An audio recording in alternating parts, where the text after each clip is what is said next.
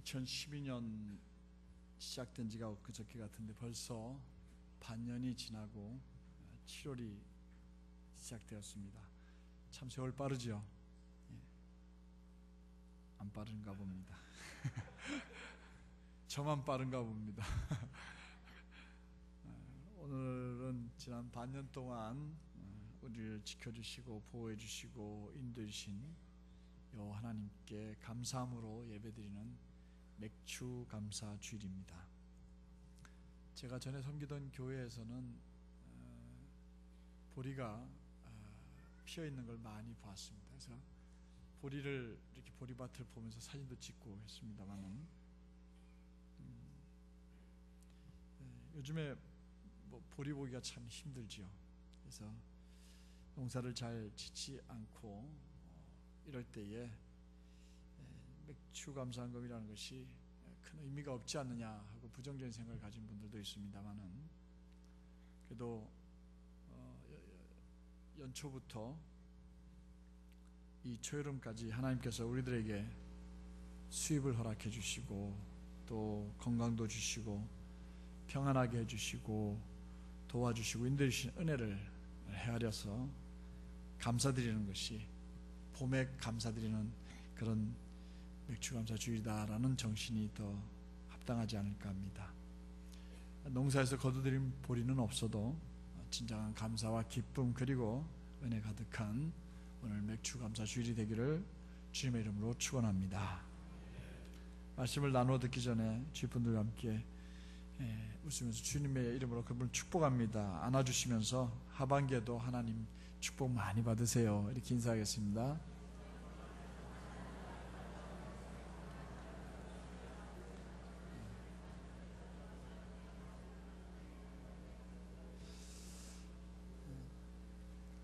우리가 살아가면서 우리 장로님들 인사가 굉장히 기네요. 어쨌든 좋습니다. 굉장히 보기 좋습니다. 무슨 일이든 간에 사람들은 서로 약속을 하고 살기 마련입니다. 약속을 지키는 사람이 좋은 사람이에요. 근데 약속해놓고 안 지키면 나쁜 사람입니다. 근데 다 지키기는 어렵죠. 근데 이렇게 너무나 당연히 지켜야 되고 하는데 약속한 사람이 약속을 안 지키게 되면 우리는 왜 그렇게 하느냐고 약속한 것을 지키라고 우리가 말할 권리가 우리에게 있습니까 없습니까? 당연히 있죠. 왜 약속대로 안 하시냐고 약속을 지키라고. 가령 예를 든다면 부부가 이제 결혼을 해서 함께 살아갑니다. 그때 뭐 검은 머리 팥뿌리 되도록 사랑하겠다 약속해놓고 이제 배우자가 가정에 충실하지 않게 되면 상대방이 당연히 뭐라고 요구합니까? 가정에 충실하라고 요구하게 되죠. 그 요구가 당연합니까? 당연하지 않습니까? 당연하죠. 대답을 빨리빨리 하셔야 진도가 잘 나가고 크게 하셔야 진도가 나갑니다. 근데 그럼에도 불구하고 여러 번 부탁을 했는데도 불구하고 충실하지 않다. 그러면 불만이 쌓이게 되고 경상도 말로 막살내자 이렇게 말합니다. 따라해봅시다. 막살내자. 막살내다라는 말이 뭔지 아십니까? 박살내자 이것도 아니고 막살내자입니다. 그냥 그만 살자 이 얘기를 경상도 말로 막살내자 이렇게 얘기를 하더라고요. 그런데 기억하십시오. 하나님이 우리를 당신 백성 삼아주셨습니다. 그리고 하나님은 우리의 하나님이 되어주셨습니다. 하나님은 우리들에게 정말 좋은 걸 많이 주셨어요. 오늘 우리 가만히 앉아서 하나님이 우리에게 주신 걸 헤아려 보자라고 할 때 우리는 아마 시간이 없을 거예요. 너무 감사한 일들 많잖아요. 개인적으로 다 얘기할 수 없다고 하면 우리 교회 공동체만 가지고 얘기를 해도 우리 정말 너무 많이 달라졌어요. 너무 많이 좋아졌고 그 감사를 다 헤아린다면 뭐 흔한 말로 하늘을 두루마리 삼고 바다를 먹물 삼아서 써도 하나님이 우리에게 주신 은혜를 다 열거할 수는 없을 거예요. 그러니 얼마나 감사합니까? 근데 하나님께서 우리들에게 하나님을 바로 예배하지 않고 하나님 은혜 앞에 또 하나님의 사랑에 감사하지 못한다면 하나님은 왜 그러니? 얘야 왜 그렇게 하니? 그러지 말아라. 그리고 내가 원하는 것이 있다. 우리에게 요구할 권리가 그분에게 있을까요? 없을까요? 대답이 영 시원찮은 거 보니까 요구할 권리가 없다는 뜻으로 들리는 것 같은데, 하나님 우리에게 그렇게 하지 마라, 내가 이걸 원한다라고 말할 권리가 그분에게 있습니다. 당연히 있습니다. 우리는 본문에서 이 사실을 확인할 수가 있습니다. 하나님께서 이스라엘 백성들에게, 그리고 그리스도를 믿는 우리들에게 뭔가를 요구하고 계십니다. 40절 하반절을 보면 그 요구하리라라는 말이 나옵니다. 우리 함께 본문의 말씀을 읽어보도록 하겠습니다. 시작.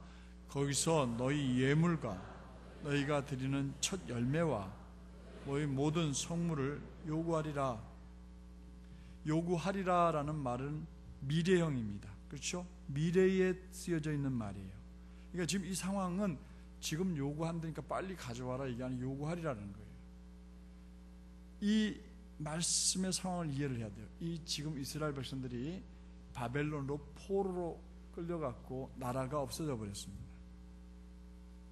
나라가 망했습니다. 그들은 언제 돌아가게 될지 아무 기약이 없어요. 바벨론에서 포로 생활을 하게 되는데 하나님께서 에스겔을 통해서 내가 다시 너희를 예루살렘으로 돌려보내주겠다.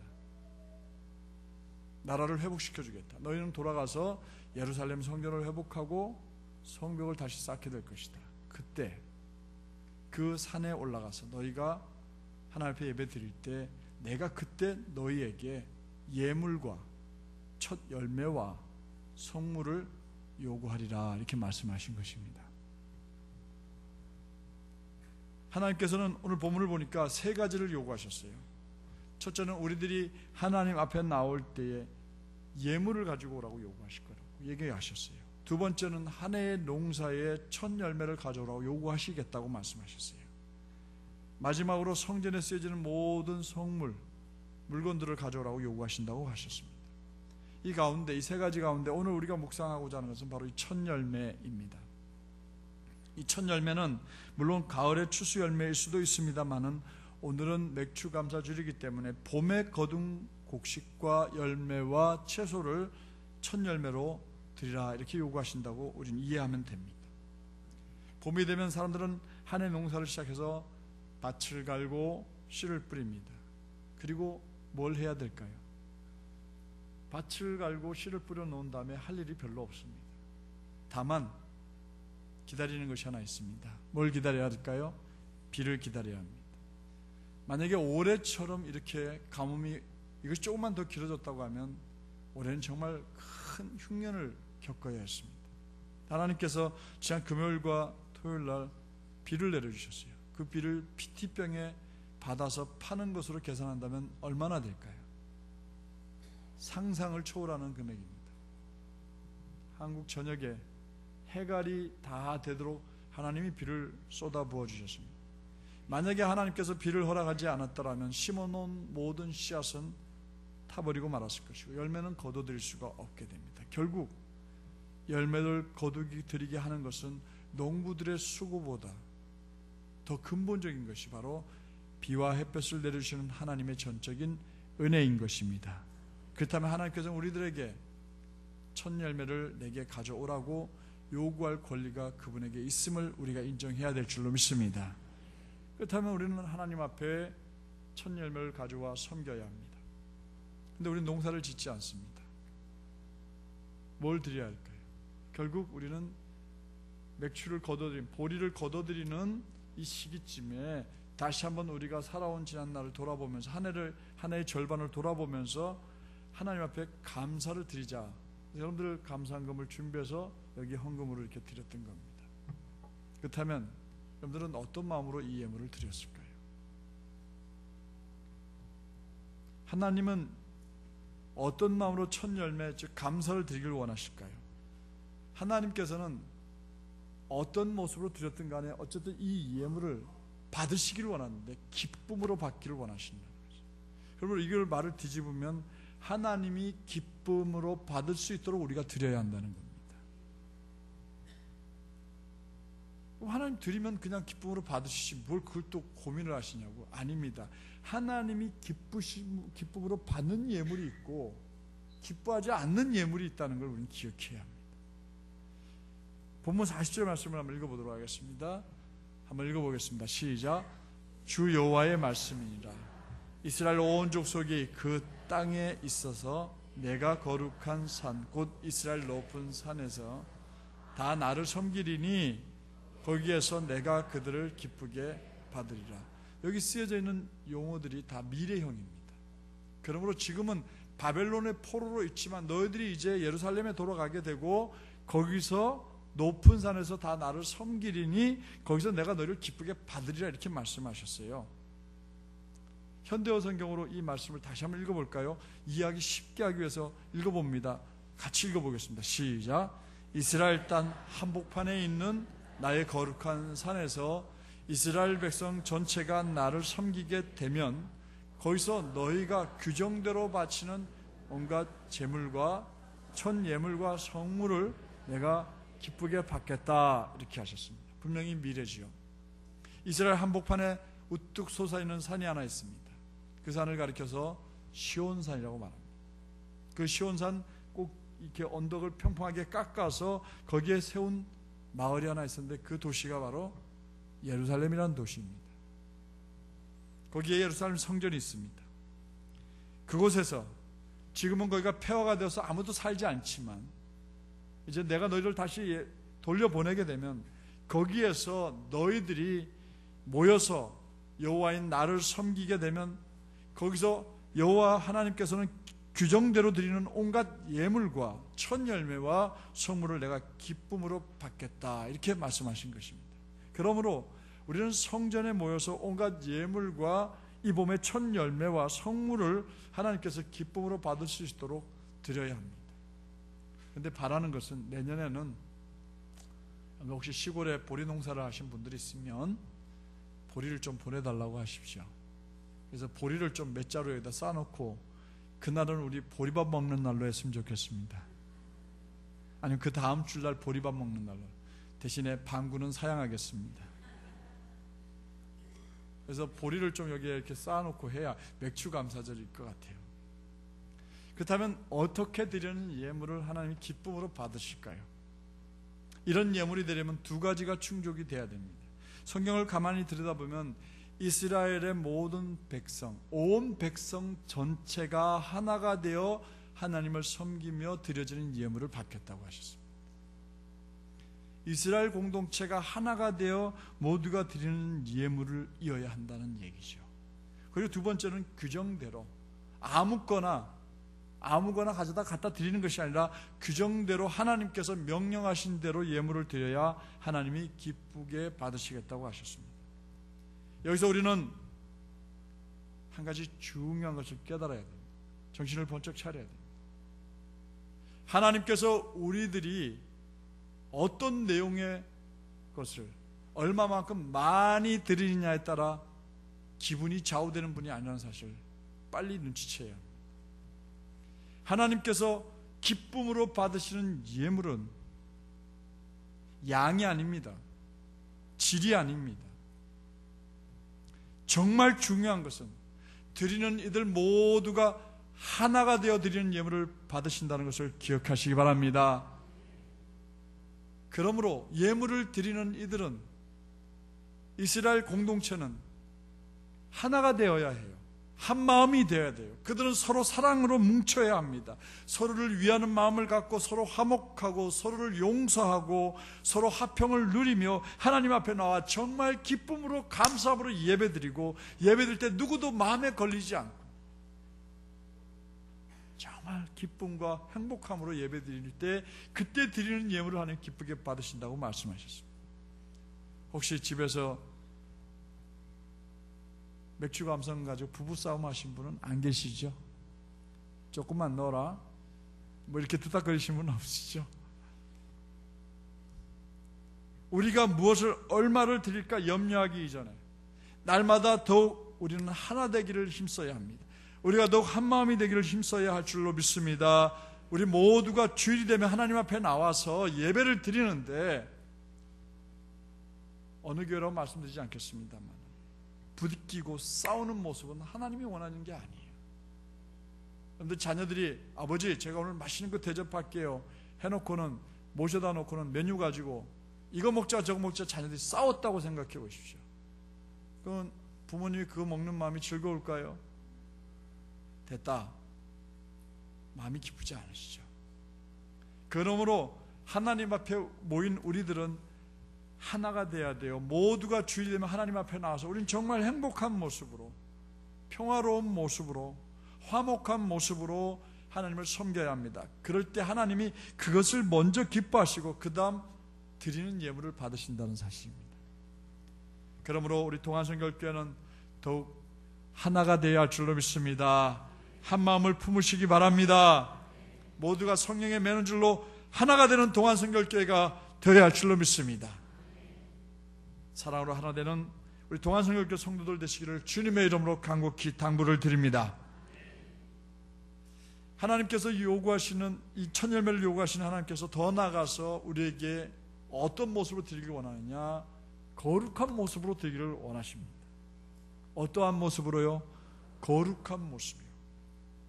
하나님이 받으시는 제물은 우리가 드리는 제물이 거룩한 것이어야 되고 우리 드리는 자가 거룩한 삶을 살아야 한다는 겁니다. 43절과 44절 상반절 말씀을 한번 읽어보도록 하겠습니다. 다시 읽어봅니다. 시작. 거기에서 너의 길과 스스로 더럽힌 모든 행위를 기억하고 이미 행한 모든 악으로 말미암아 스스로 미워하리라. 이스라엘 족속아, 내가 너희의 악한 길과 더러운 행위대로 하지 아니하고 거기에서가 어디입니까? 대답하셔야죠. 여러분, 거기가 어디입니까?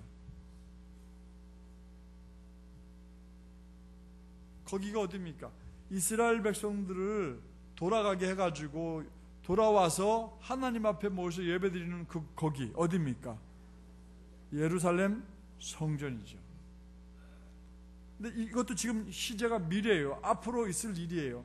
너희가 예루살렘을 다시 돌아가게 될 텐데 예루살렘의 성에 돌아가서 거기서 내 앞에 모여서 예배를 드리게 될 텐데 나는 그때 내가 너에게 예물과 첫 열매와 성물을 요구할 것이다 하셨는데 그때 거기서 너희들이 내게 나와서 예배드리고 성물을 드리기 위해 모였던 거기서 너희는 너희 스스로를 미워하게 될 것이다 그랬어요. 이게 무슨 뜻입니까? 하나님께서는 이스라엘 높은 산 예루살렘 즉 이 성전에서 하나님 앞에 나와서 예물을 드릴 때 그들이 무엇보다도 먼저 우리가 왜 이렇게 지한날 바벨론 포로 생활을 해야만 했던가?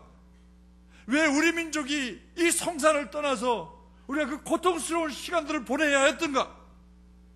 여러분들 왜 이런 일이 우리에게 생겼습니까?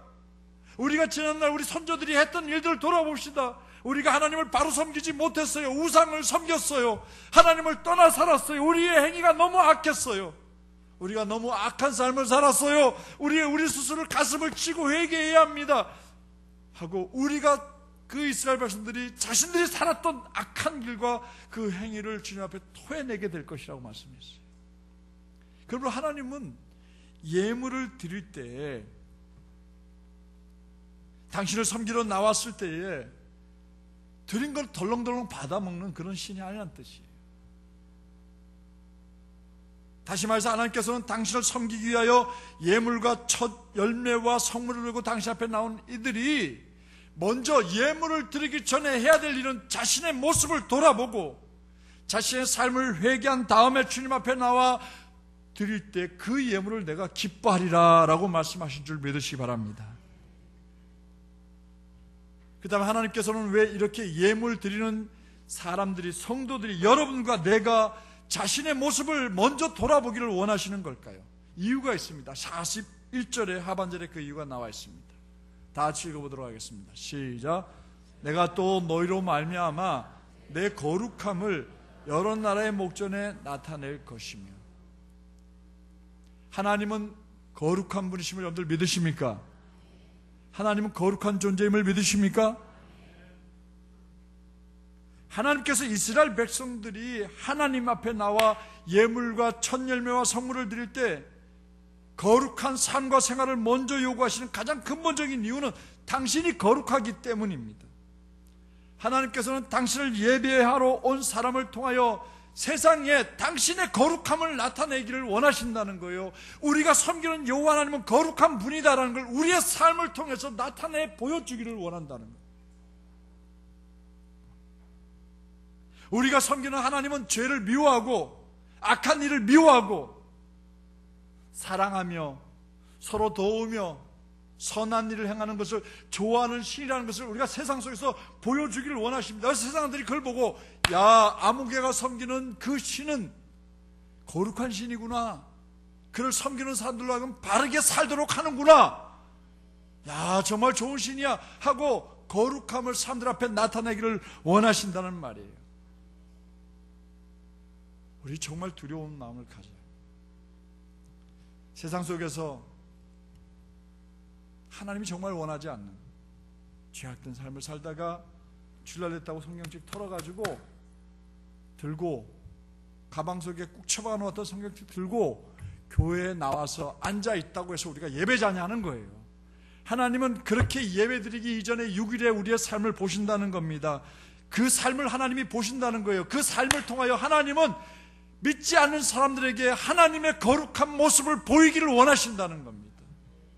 아, 저분이 섬기는 신은 진짜 거룩하신 분이야, 이런 소리를 하나님이 듣기를 원하시는 거예요. 그래서 하나님께서는 신명기 23장 18절에 이렇게 말씀하셨습니다. 다 즐거웁니다. 시작. 창기가 번 돈과 개 같은 자의 소득은 어떤 소원하는 일로든지 내 하나님 여호와의 전에, 내 여호와 하나님의 전에 가져오지 말라. 이 둘은 나 내 하나님 여호와께 가증한 것임이니라. 하나님이 어떤 분이십니까? 우리가 알고 있는 하나님은 살아계신 하나님이십니다. 여러분들이 아멘 안 하셔도 그분은 살아계십니다. 여호와 하나님은 살아계신 분이십니다. 그분은 정말 거룩한 분이에요. 절대 선이십니다. 우리가 번 돈 어떻게 버든지 상관없이 그저 하나님께서는 돈만 많이 갖다 바치면 할렐루야, 이놈 참 착하구나 등등들기고 받아들이시는 하나님이라고 하면 그런 하나님을 우리가 왜 섬겨야 합니까? 그런 하나님을 우리가 왜 믿어야 합니까? 아무렇게나 아무 돈이나 그 돈 가지고 하나님 소득 주셨다고 갖다 바치는 걸 받으시는 하나님이라면 그런 하나님을 믿어야 될 이유가 없어요. 그런 신을 믿어야 될 이유가 없어요. 그렇게 드리는 사람들은 하나님 안 믿는 사람이에요. 하나님께서는 모든 것을 너무 잘 아시는 분이기 때문에 여러분들이 드린 돈의 출처가 어딘지, 어떤 방법으로 돈을 얻었는지 너무 잘 아시는 분입니다. 우리 가운데 그런 분이 없겠지만 몸 팔아 얻은 돈으로, 노름에서 딴 돈으로 사기치고 도둑질하고 거짓말하고 기만해서 다른 사람의 마음에 피눈물 흘리게 한 돈으로 하나님 섬기겠다고 거금을 내어놓으면 그는 아나니아와 삽비라와 마찬가지로 죽어 마땅한 죄입니다. 오늘 이명박 대통령 정부에 기독교인들이 엄청나게 많이 들어갔습니다. 고위 관리로 많이 들어갔습니다. 발탁되었습니다. 그 중에 추 아무개 목사님이 계십니다. 비서관으로 들어갔죠. 가장 먼저 잘렸습니다. 왜요? 뇌물 받았거든요. 부정한 일에 개입을 했어요. 근데 그분이 목사님이세요. 아마 그 돈을 받으면서 할렐루야, 하나님이 나에게 드디어 복을 주시는구나 그랬을지도 모르죠. 아닙니다. 하나님을 우습게 여기는 행동이에요. 하나님은 살아계신 분이시고 하나님께서는 불꽃 같은 눈동자로 우리의 일거수일투족을 모두 감찰하신 분이기 때문에 우리는 정말 우리가 버는 수입도 정직해야 하고 우리가 바른 방법으로 수입을 얻으려고 몸부림해야 합니다. 그러므로 하나님 보시기에 부끄러운 일, 부끄러운 방법을 통하여 얻은 돈은 여러분들 스스로가 하나님께 드리는 것을 절대 삼가하십시오. 아니, 그런 돈을 벌지 마십시오. 그래서 하나님께서는 이런 말도 안 되고 엉터리 없이 반복되는 이런 예배들, 이런 헌금을 드리는 이스라엘 향하여 이사야 선지자를 통해서 이렇게 말씀하셨습니다. 이사야서 1장 13절 말씀을 한번 읽어보도록 하겠습니다. 다시 읽어봅니다. 시작. 헛된 재물을 다시 가져오지 말라. 분향은 내가 가증히 여기는 바요.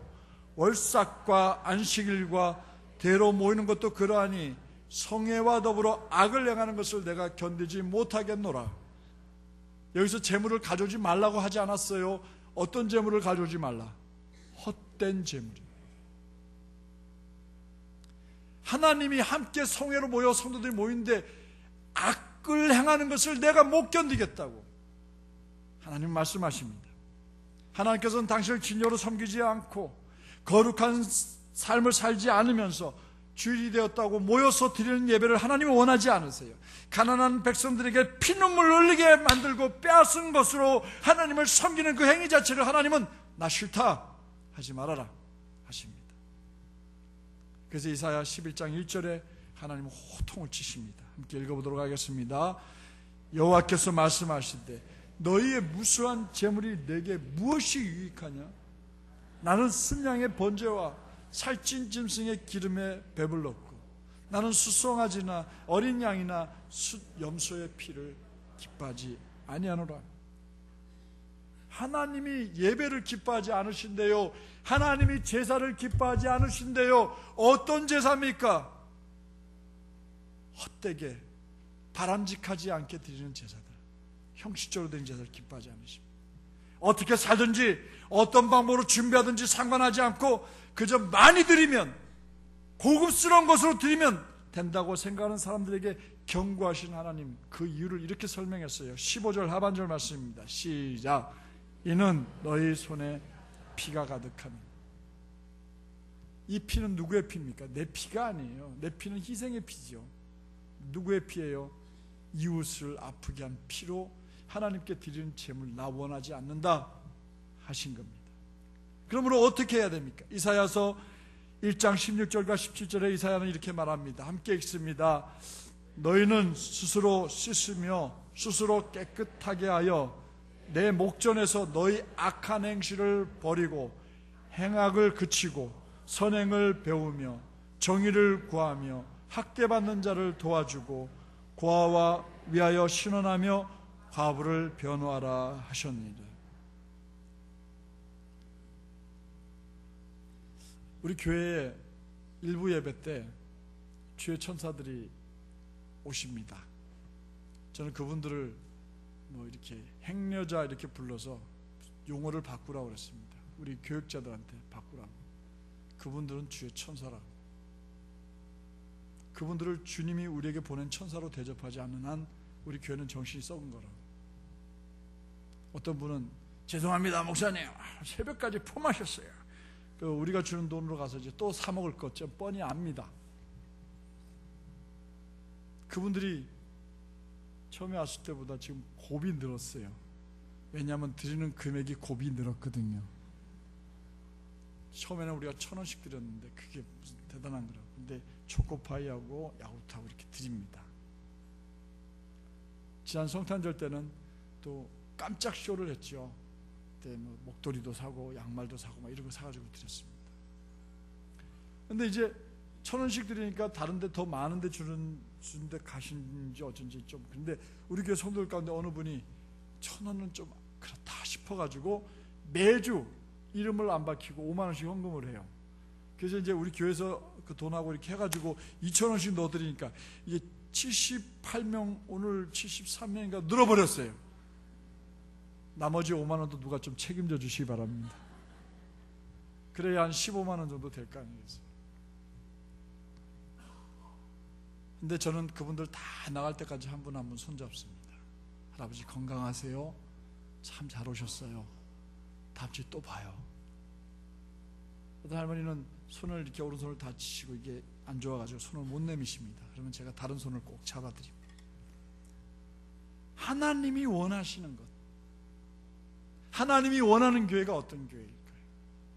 우리 교회가 더 멋지게 8층짜리 건물을 짓고 4층짜리 본당을 올리고, 우리 다른 교회가 똑같은 교회 돼요. 우리 교회는 그런 교회가 아니어야 돼요. 지역을 위해서 우리는 지금 어렵지만 더 오픈하고, 지역에 가난하고 어려운 사람들을 위해서 우리는 또 다른 장학헌금도 준비하고, 어떤 재물이든지 상관없이 하나님께 드려 하나님을 섬기며 기쁘게 해드리는 것이 중요한 것이 아닙니다. 오늘 심리학과 마케팅에 물든 교회들의 특징은 성도들을 많이 불러 모으기 위하여 고객이 잘 찾는 교회를 만들듯이 숫자들, 느리는 헌금 액수에 관심을 둡니다. 얼마나 많이 모였고 얼마나 많은 예산이 세워졌으며 얼마나 편안하고 쉬운 교회를 해야 교인들이 많이 모일까에 관심을 둡니다. 예배에 참석한 사람들과 그들이 드리는 헌금이 어떤 수입이든 상관하지 않습니다. 무조건 많으면 은혜요, 많으면 축복이라고 생각하는 그런 병든 신앙을 가진 교회들이기에 이미 교회가 점점 줄어들고 있고 약해져 가고 있고 영향력을 상실해 가고 있습니다. 중병입니다. 우리는 여기서 일어나야 합니다. 그러므로 우리는 이 말씀을 우리에게 적용해야 합니다. 우리가 하나님 앞에서 우리에게 행하신 하나님의 은혜와 사랑을 감사함으로 하나님께 나와 최선을 다하며 정성을 다한 예물과 첫 열매와 성물을 드리는 것 너무 마땅합니다. 그러나 하나님이 원하시는 것은 헌금의 양과 액수가 아니라 우리의 삶 자체임을 잊지 마시기 바랍니다. 하나님께서 우리들에게 원하는 진정한 제물은 우리 자신을 산 제물로 드리는 거룩한 생활이며 거룩한 삶입니다. 그러므로 우리들이 하나님 앞에 나올 때 우리가 살아온 삶이 거룩한 삶이어야 합니다. 그리고 세상에서 우리가 거룩한 모습과 삶을 통하여 하나님의 거룩하심을 세상에 나타내기를 원하십니다. 드림과 섬김의 내용이나 양보다 더 중요한 것은 드리는 우리들의 삶의 모습임을 잊지 말아야 합니다. 첫 열매를 감사로 드리는 이들의 삶이 거룩하기를 원하시는 하나님의 뜻대로 여러분들과 내가 세상 밖에서 유기로 살 때에 정말 하나님 앞에 거룩한 삶을, 바른 삶을 살아가시는 우리 모두가 되기를 주님의 이름으로 당부드립니다. 마지막으로 우리들에게 첫 열매를 요구하시는 하나님께서는 우리들이 당신을 여호와를 바로 알아주기를 원하십니다. 본문 42절 한번 읽어보도록 할까요? 다 같이 읽어봅니다. 시작. 내가 손을 들어 너희 조상들에게 주기로 맹세한 땅 곧 이스라엘 땅으로 너희를 인도하여 드릴 때 너희는 내가 여호와인 줄 알고. 44절 하반절도 볼까요? 시작. 이 이름을 위하여 내 이름을 위하여 행한 후에야 내가 여호와인 줄 너희가 알리라. 주 여호와의 말씀입니다. 계속 미래형이잖아요. 알리라, 또 인도하여 드릴 때에, 이렇게 말했어요. 그럼 지금 상황이 바벨론의 포로 생활을 하고 있는 상황이라는 거죠. 이스라엘 모든 백성들이 이제 그 바벨론에서부터 인도함을 받아서 이스라엘 가운데 높은 산 예루살렘에 모여서 예물과 첫 열매와 성물을 드려 섬기는 이분은 바로 여호와 하나님, 유일하신 신입니다. 기독교가 아무리 배타적이라고 남들이 우리에게 욕해도 하나님, 신은 오직 여호와라는 그분 한 분밖에 없습니다. 우리 이거 여기 양보하면 안 돼요. 그러니 배타적이다, 독선적이다, 그래서 기독교는 개독교다 뭐 이렇게 욕하더라도 그래도 하나님은 여호와 한 분, 그분밖에 없습니다. 그 하나님은 우리가 아는 것처럼 스스로 계신 분입니다.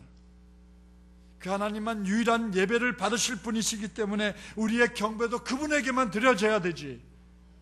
석가모니 앞에 가서도 경배하고, 모하메드 앞에 가서도 경배하고, 조상들 앞에서도 경배하면 그건 신앙인이 아닙니다. 하나님은 이 세상을 창조하셨을 뿐만 아니라 애굽에서 종살이하는 이스라엘 백성들을 인도하여 내신 분이세요. 그들의 조상들에게 주시마 약속하신 땅으로 그들을 인도하여 내신 분입니다. 이 사실을 이스라엘 백성들은 너무 잘 알고 있었기 때문에 이스라엘의 높은 산 시온산 예루살렘 성전에 모여서 섬기며 그분이 요구하신 첫 열매를, 예물을 즐겁게 드리는 것입니다. 모세와 함께 애굽을 탈출하여 모세의 뒤를 이어서 가나안 땅을 정복하고 그 땅을 이스라엘 백성들에게 모두 나눠준 다음 위대한 지도자 여호수아는 이스라엘 백성과 장로들을 모아놓고 이렇게 말했습니다. 뭐라고 말했습니까? 여호수아 23장 3절을 읽어보겠습니다. 함께 읽어봅니다. 시작. 너희 하나님 여호와께서 너희를 위하여 이 모든 나라에 행하신 일을 너희가 다 보았거니와 너희 하나님 여호와 그는 너희를 위하여 싸우신 이시니라. 여호수아는 지금 상기시킵니다. 하나님이 어떤 분인지 좀 똑똑히 알라고 상기시키십니다. 하나님은 너희를 위하여 싸워주신 분이라고. 그리고는 여호수아는 백성들과 장로들에게 이렇게 말했어요. 여호수아 23장 11절 말씀이에요. 시작. 그러므로 스스로 조심하여 너희 하나님 여호와를 사랑하라. 할렐루야. 여호와 하나님을 사랑하라고 당부한 여호수아는 자신의 결심을 23장 15절에 이렇게 밝혔습니다. 마음의 비석에 새기면서 한번 읽어보도록 하겠습니다. 시작. 오직 나와 내 집은 여호와만 섬기겠노라. 한 번 더 읽어봅니다. 오직 나와 내 집은 여호와를 섬기겠노라. 여호수아는 하나님이 어떤 분인지 너무 잘 알았습니다. 그래서 그는 자기와 자기 집은 오직 여호와 하나님만 섬기겠다고 결심한 것입니다. 우리도 오늘 이렇게 주일이면 예배당에 모여 예배드리는 것은 여호와 하나님만이 우리의 예배를 받으실 분임을 우리가 알기 때문이에요. 그분이 세상을 창조하신 분이고 그분이 우리가 멸망당해야 될 사람들임에도 불구하고 예수 그리스도를 이 땅에 보내주셔서 그를 믿는 우리들에게 영원한 하나님 나라의 백성 되게 하셨어요. 그의 자녀 되게 하신 겁니다. 우리를 사랑하시되 당신의 아들 주시기까지 사랑하신 분이십니다. 우리도 이런 하나님을 나의 하나님으로 알고 고백하고 있다고 저는 믿습니다. 여러분들이 알고 있는 만큼, 여러분들이 믿고 있는 만큼 여호와님을 사랑하게 될 것입니다. 그리고 섬기게 될 겁니다. 예배드리게 될 겁니다. 형식적으로 아무 생각 없이 감동도 감사도 없이 예배와 예물과 물질을 드린다면 그것이야말로 의미 없는 종교행위에 불과합니다. 그러므로 예물을 드리기 전에 돌아보셔야 됐어요. 여러분들이 드린 이 헌금을 드리기 전에 여러분들은 하나님 앞에 드린 예물 드렸을 때 하나님이 올 봄에 내게 주셨던 이 6월까지 주셨던 은혜를 돌아보셔야 했어요. 10만 원을 넣으셨습니까? 5만 원을 넣으셨습니까? 만 원짜리를 넣으셨습니까? 금액이 중요한 게 아니에요. 하나님 정말 고맙습니다는 마음이 여기 담겼습니까? 전 여러분들에게 추수감사 주일날 헌금 드릴 때 제가 부탁한 게 하나 있죠. 뭡니까? 거기다 편지 쓰라고. 근데 성도들 가운데 한 40%밖에 편지를 안 썼어요. 바쁘셔서 그렇겠죠. 그러나 적어도 우리가 감사헌금을 드릴 때는 무엇이 감사한지를 적어야지요. 맥주 감사헌금을 드릴 때는, 추수 감사헌금을 드릴 때는 적어도 1년에 2번 정도는 하나님 봄에 이렇게 이런 일들이 있었어요. 너무너무 감사합니다 하고 적고 드렸어야지. 그런 마음이 담겨야지. 가을에 감사헌금을 드릴 때, 추수 감사헌금을 드릴 때는 적어도 하나님 이 가을 동안 정말 우리는 너무너무 큰 은혜를 입었습니다 쓰고 드릴 수 있어야지요. 마음을 담으셨습니까? 아이, 돈 가는 곳에 마음이 있는 건데요 뭐. 그러기에 하나님을 알아야 합니다. 하나님이 내게 어떤 은혜를 베풀어 주신지 알아야 합니다. 그러면 이 헌금이 다른 의미가 되어지죠. 그래서 호세아 선지자는 우리들에게 당부했어요. 호세아 6장 3절 말씀을 한번 읽어보도록 하겠습니다. 다 같이 읽어봅니다. 시작. 그러므로 우리가 누구를 알자? 누구를 알자? 그 다음 읽어봅니다. 어떻게 알자? 힘써 여호와를 알자. 다시 한번 거기까지 읽어봅니다. 시작. 그러므로 우리가 여호와를 알자. 힘써 여호와를 알자.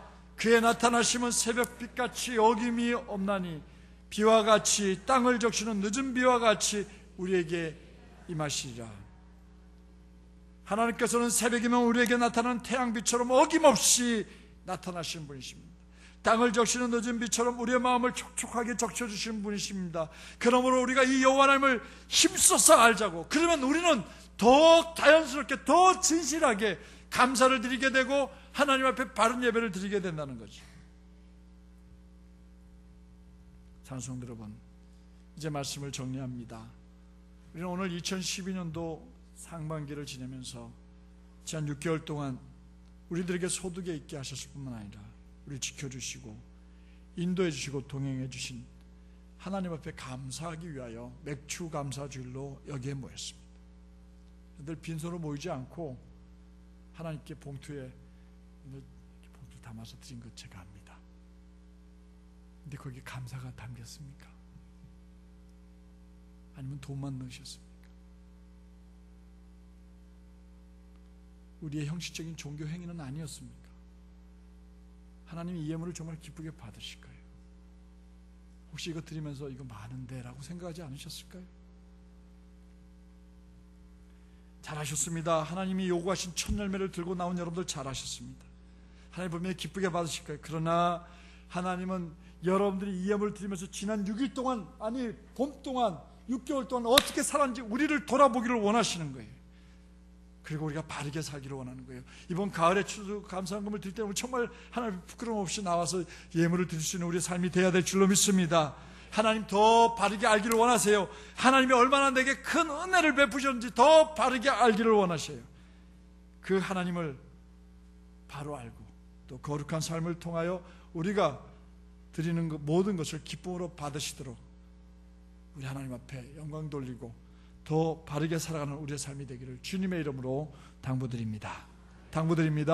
기도하겠습니다. 이 시간 우리 하나님 앞에 함께 통성으로 기도하겠습니다. 하나님이 우리들에게 원하시는 것은 물론 예물과 첫 열매와 성물이라고 말씀하셨어요. 요구하리라고 그러셨어요. 그래서 우리는 하나님 앞에 아무 생각 없이 맥주 감사헌금 봉투가 들어왔구나 하고 그냥 이렇게 적어냈어요. 이름 적어내고. 근데 마음은 담으셨나요? 진짜 감사하셨나요? 우리 매번 이렇게 신앙생활을 해요. 하나님이 이런 헌금을 받으시고 야 됐다 가져가거라 하시는 건 아니실까요? 양이 많고 적어서가 아닙니다. 하나님은 우리의 마음이 담기기를 원합니다. 하나님이 얼마나 좋으신 분인가를 우리가 바로 알아주기를 원합니다. 그래서 하나님 앞에 드릴 때 물질을 드리는 게 아니라 우리의 삶을 드리고 우리의 삶이 거룩하고 깨끗한 삶이 되기를 원합니다. 이 시간 우리 함께 다짐합시다. 하나님, 세상 속에서 바르게 살겠습니다. 깨끗한 돈으로 하나님께 드려 섬기겠습니다. 주여 우리를 지켜주시고 이 마음의 결단이 변하지 않게 해달라고 주여 한번 크게 외치고 기도하겠습니다.